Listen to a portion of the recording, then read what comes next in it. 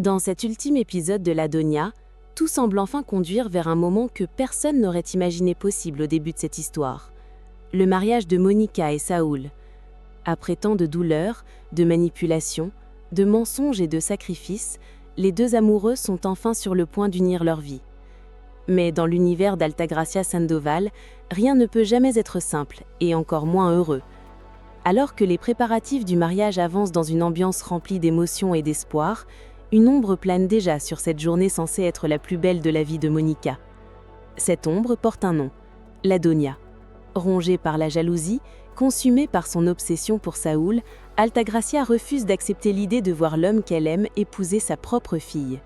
Cette réalité la détruit de l'intérieur. Elle, qui a toujours contrôlé tout et tout le monde, se retrouve soudainement face à une défaite qu'elle ne peut supporter. Pour la première fois, son argent, son pouvoir et son influence ne lui servent à rien. L'amour lui échappe. Saoul a choisi Monica, et cette vérité devient pour elle une humiliation insupportable. Alors que la cérémonie approche, Altagracia prend une décision extrême. Une arme à la main, elle se dirige vers le lieu du mariage avec une idée terrifiante en tête.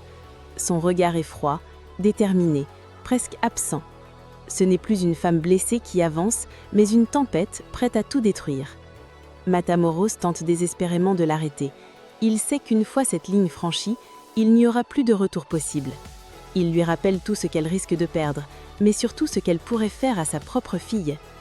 Pourtant, Altagracia semble enfermée dans sa propre douleur. Chaque souvenir avec Saoul la hante. Chaque instant de bonheur passé avec lui devient une torture supplémentaire. Elle se remémore leurs moments intimes, leurs promesses, leurs conflits, et surtout cette sensation d'avoir enfin trouvé quelqu'un capable de l'aimer malgré ses ténèbres. Mais désormais, cet homme appartient à une autre, à Monica.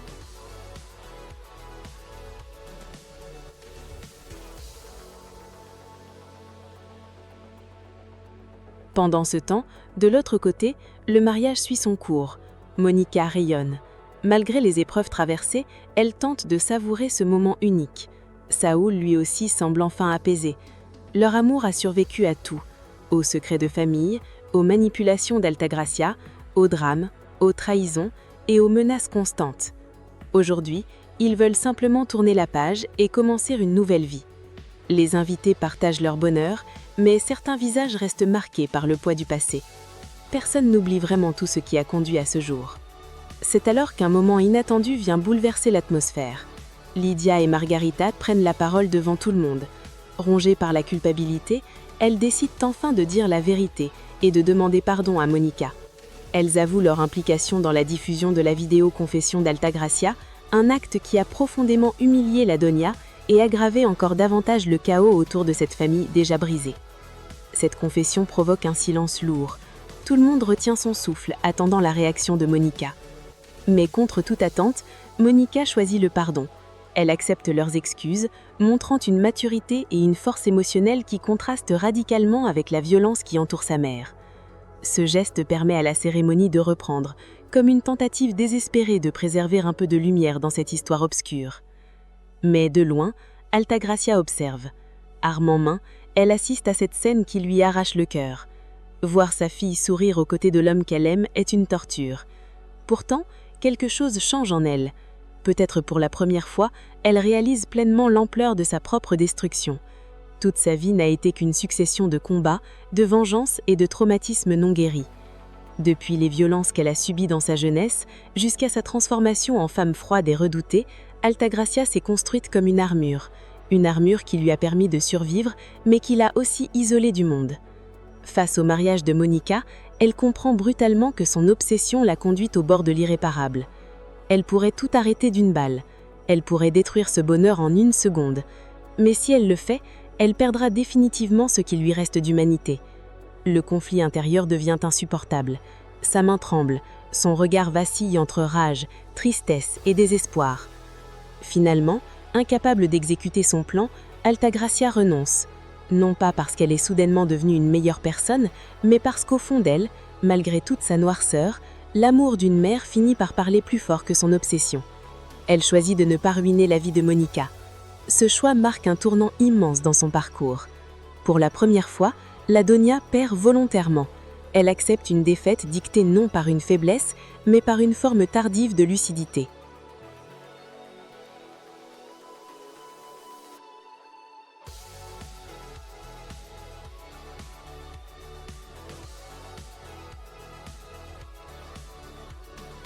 Cependant, ce moment de renoncement ne signifie pas la paix, bien au contraire.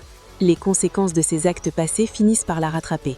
Désormais exposée, poursuivie et isolée, Altagracia devient une femme traquée. Son règne touche à sa fin. Le pouvoir qu'elle possédait autrefois s'effondre morceau par morceau. Ceux qu'elle manipulait ne sont plus là pour la protéger.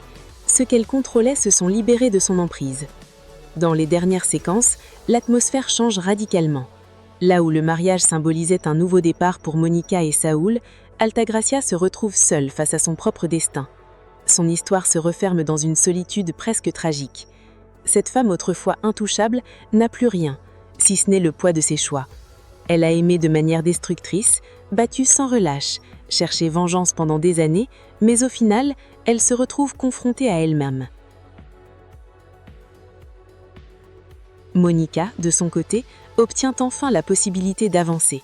Son union avec Saúl représente plus qu'un mariage, c'est une victoire sur tout ce qui cherchait à la détruire. Elle parvient à construire son avenir sans répéter les erreurs de sa mère.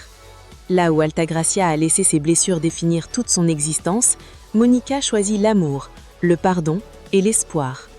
Ainsi se termine cette première saison de l'Adonia, sur une opposition saisissante entre deux femmes liées par le sang, mais séparées par leur choix. D'un côté, Monica, symbole d'une reconstruction possible, de l'autre, Altagracia, incarnation d'une douleur devenue poison. La fin laisse un goût amer et puissant, rappelant que certaines blessures ne disparaissent jamais complètement. Elles changent seulement de forme.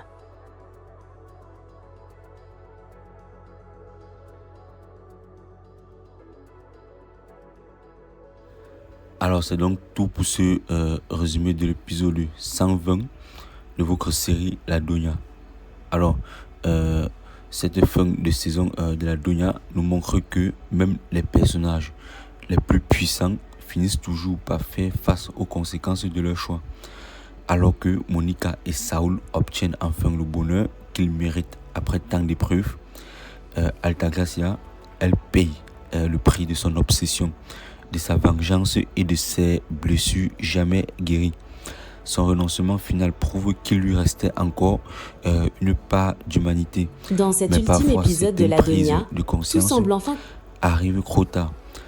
Cette opposition entre mère et fille nous rappelle qu'on peut hériter d'un passé douloureux sans forcément répéter les mêmes erreurs. Une fin intense, émouvante et symbolique qui clôture cette saison sur une note à la fois tragique et pleine d'espoir. Alors, si vous avez aimé ce résumé, n'oubliez pas de nous soutenir en laissant un petit pouce bleu. Abonnez-vous également à la chaîne pour ne rater aucun de nos résumés. Partagez la vidéo pour nous soutenir. Alors, on se retrouve à bientôt pour les épisodes. Et alors, prenez soin de vous. Ciao.